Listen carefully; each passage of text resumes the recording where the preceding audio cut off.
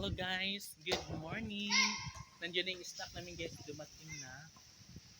Tsaka yung mga para pagkain namin sa lunch.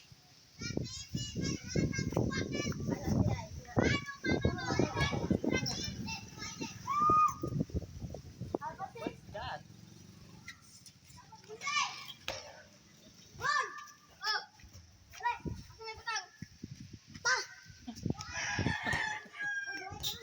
So guys, ito may yung mga kabahayan dito dati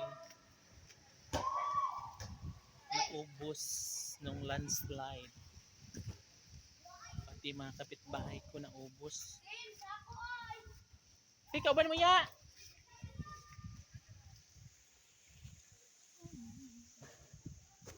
Ayun guys. So ganito na yung lugar namin ngayon. Dati ang sarap-sarap dito guys. Ang ganda-ganda dito guys. Para kang nasa paraiso. Kasi may mga ano dyan, merong basta hindi mo pa may paliwanag. Ang ganda-ganda ng lugar na to. Tapos tahimik, ning mapayapa. Ganyan ba? Tapos presko yung hangin. Nakakamiss. Tapos maganda na sana guys kasi before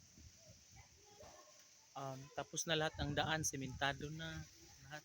Tapos yung mga ano doon, yung may mga barangay, may mga pabahay ba doon sa dulo, may mga ano na, sementado na siya. Hindi na siya maputik. Asa magluto day? Ah. Okay.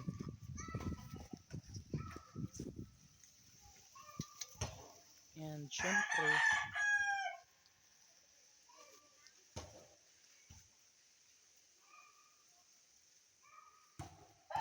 Tapos guys, pag silip mo dito, may palayan dyan na malawak, di ba?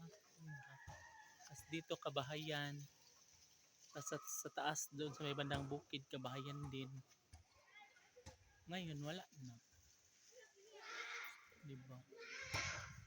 Ganyan siya ngayon. Tapos yung malaking bahay guys, yan na lang yung nakita. Ito, yung ulo-ulo na lang. Ano yan, third floor, tapos ulo lang nakita. Ayun. Pero ano yan guys ha, doon pa yun sa unahan, bali na umurong na lang siya. Umurong sa sobrang lakas ng pagasa ng tubig bitaw.